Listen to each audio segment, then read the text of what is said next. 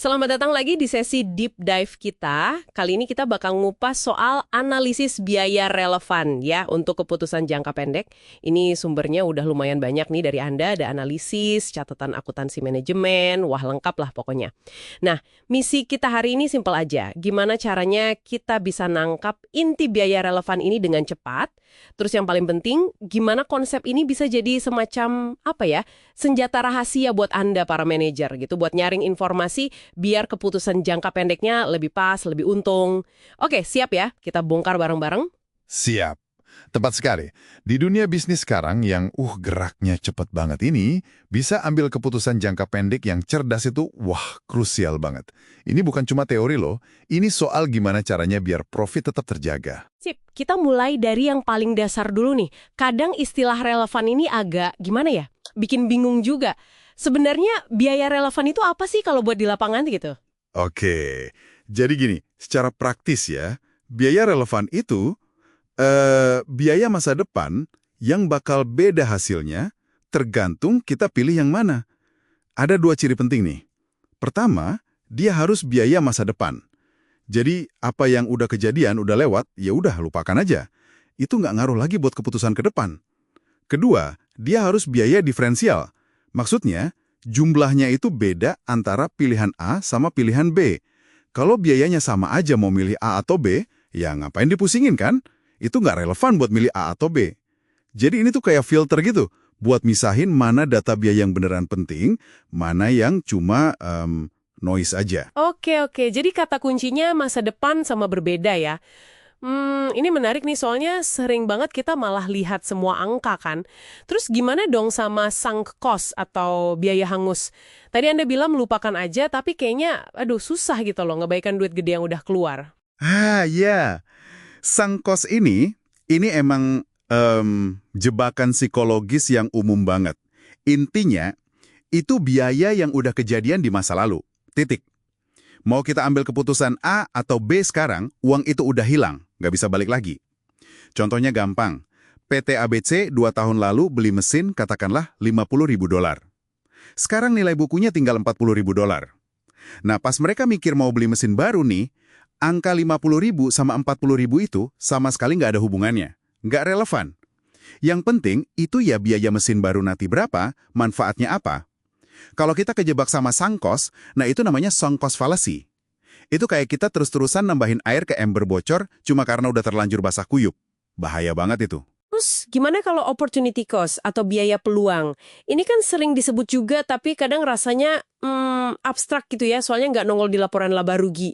Ini relevan juga? Seberapa relevan? Justru ini sangat relevan. Sering banget ini jadi pembunuh senyap profitabilitas kalau kita sampai abai.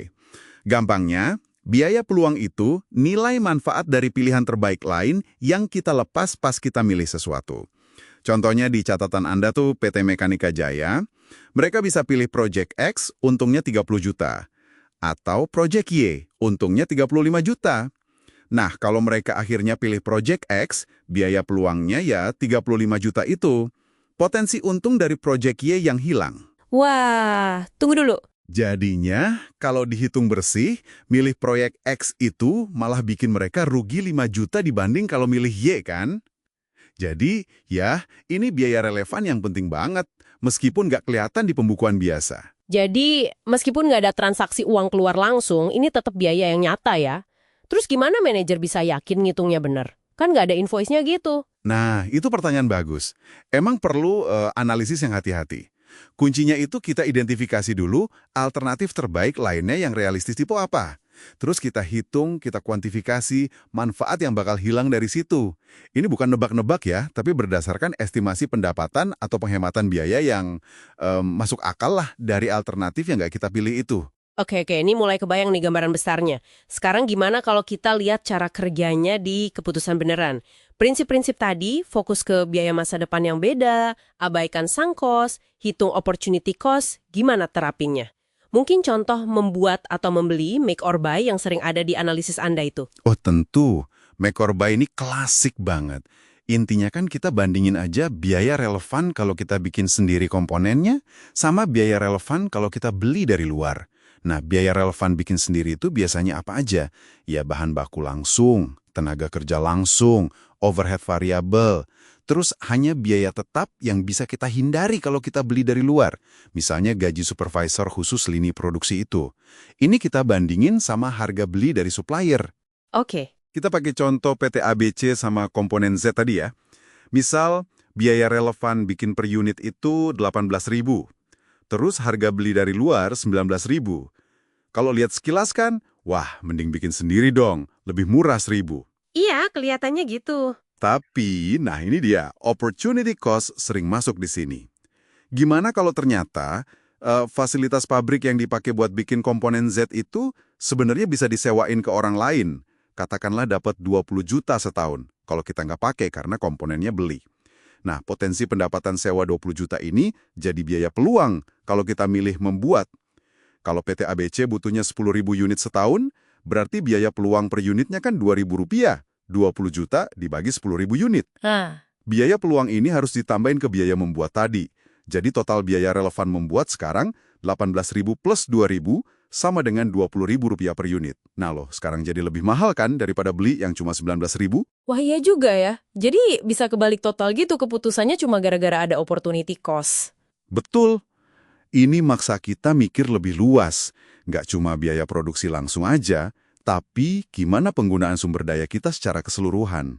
Berarti logika yang sama, fokus ke apa yang berubah, termasuk opportunity cost, itu berlaku juga buat keputusan lain dong ya?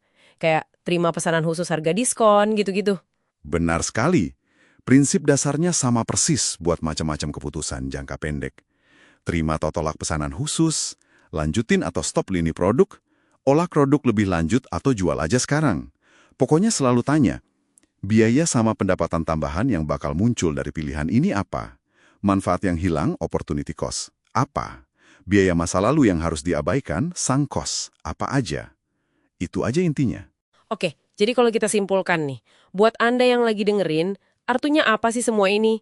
Apa yang paling penting buat dibawa pulang? Artinya, Anda sekarang punya semacam kerangka berpikir yang logis lah buat ambil keputusan jangka pendek yang lebih oke, lebih nguntungin. Anda jadi bisa milah-milah mana info biaya yang penting, mana yang enggak. Bisa hindarin jebakan kayak sunk cost fallacy tadi, dan yang penting secara sadar mikirin opportunity cost. Ini bukan sulap atau apa ya, tapi ini alat analisis yang kuat buat ningkatin profit pakai sumber daya yang ada sekarang. Cuma ingat, relevansi itu tergantung situasi ya. Biaya yang relevan di satu kasus bisa jadi nggak relevan di kasus lain. Konteks itu penting banget. Sip. Jadi itu tadi deep dive kita soal analisis biaya relevan.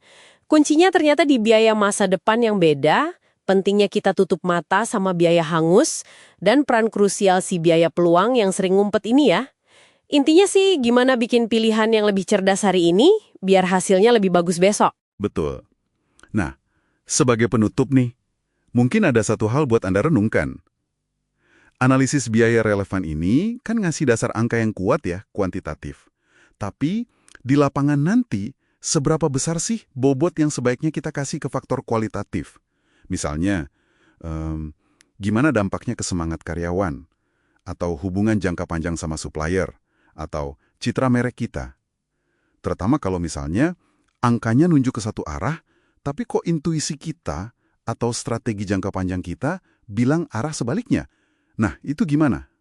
Sesuatu buat dipikirin lebih lanjut pas Anda coba terapin konsep ini nanti.